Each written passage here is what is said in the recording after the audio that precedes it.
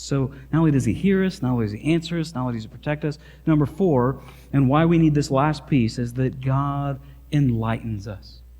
1 John 5:20 says this, and we know that the Son of God has come and has given us understanding so that we may know Him who is true, and we are in Him who is true, in His Son, Jesus Christ. God enlightens us.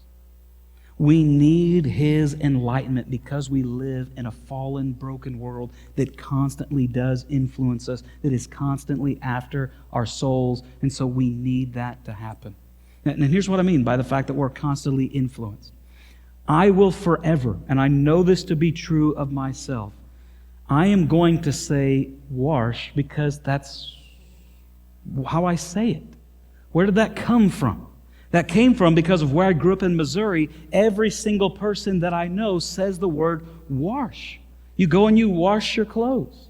And yet when I moved to Nevada, everybody looked at me and said, what in the world is wrong with you? I said, what do you mean? We wash our clothes. And they said, no. And I can't say, but they say something like wash. You wash. I don't know how to do it. But somehow you're supposed to say it differently. They say there's no R in there. But I can't help it. I've been influenced in this way. You all know that. A lot of you have been in Texas, and you use the words y'all and all y'all, and you go to the north, and they go, I don't know what you're talking about. And you're like, how do you not know that? It's a multitude of people. It's y'all and then all y'all. I don't get it. It's a plural imperfect. No, it's a whole... No. We're influenced by that which is around us. And you and I live in a fallen and broken world. And guess what? Without that enlightenment, we would never know that Jesus is the Son of God. We would never know that His ways are better. We would never see the things that we need to see. And so John says, listen, here's the good news. God has given us enlightenment. But here's what I need you to understand. It's not a one-time thing. It's something that needs to constantly be happening day in and day out. Write this in your sermon listening guide. It's why this is important. Because we live in a fallen world, our minds are in constant, I couldn't fit it in there, but in constant need of renewal. Same thing is found all throughout the Scriptures. That we need a renewing of our mind. We need a continual enlightenment from Him. You know where that's found? Right here. We open up His Word and we let His Word enlighten us. We let His Spirit speak to us. And in those ways, our mind continues to be renewed. So here's the point. The point is this. The good news is the believer can rely on these promises of God in a fallen world. Hear me, church. When the world, and you look around, it's completely broken, be encouraged that the God of the universe hears you.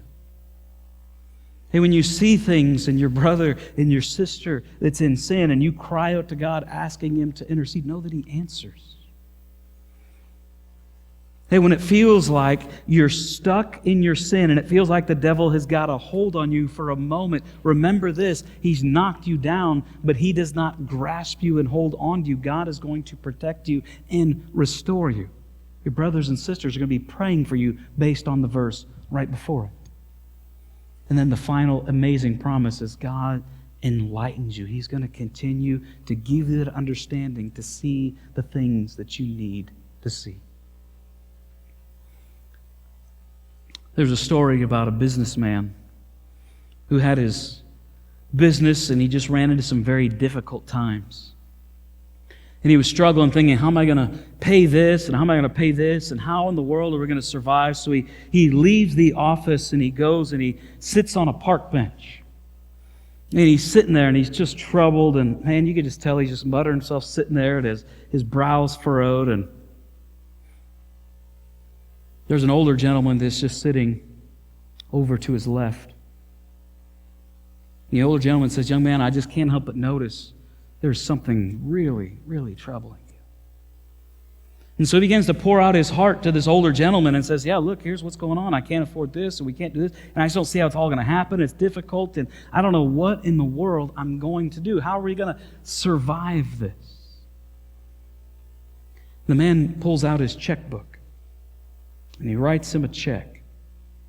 And he goes ahead and he hands it over to him. And the gentleman looks at the check, and the check is for $500,000. And the check is signed by John D. Rockefeller. And the older gentleman says these words to him. He says, listen, I want you to go ahead and take this check. And if you need it, use it. And it's there for you to have.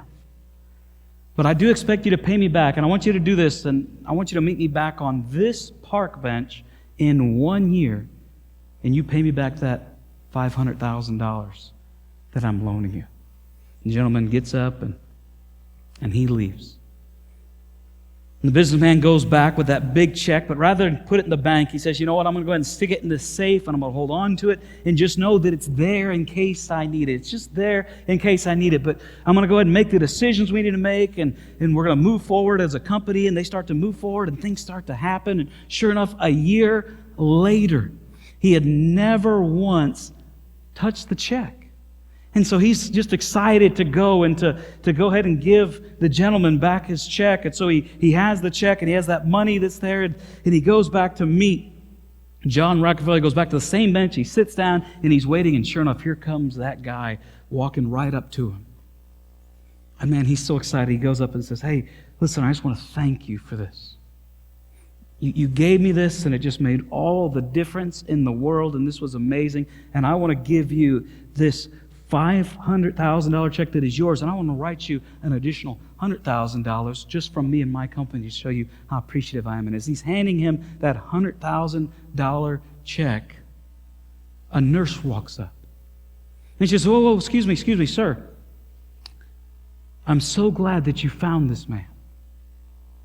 And the young businessman says, excuse me, I don't know what you're talking about. She goes, well, this gentleman, this is Frank, and he's from our mental institution just a little bit down the way, and he escaped, and he tends to think that he's John D. Rockefeller, but he's not. And I hope this hasn't inconvenienced you in any possible way. Whew. Man's like, wow. Hey, what gave that young man all of that confidence? It was the promise of that check that he thought was from John D. Rockefeller that would cover all of his possible expenses, all of his needs that he might possibly have. Now, that wasn't real. But what I want to say to you is the promises that God has given us here, to hear us, to answer us, to enlighten us, protect us, all those things, they are very, very real and very tangible. And you can take that to the bank. And you can cash it. In the midst of a difficult year, we still have the promises of God.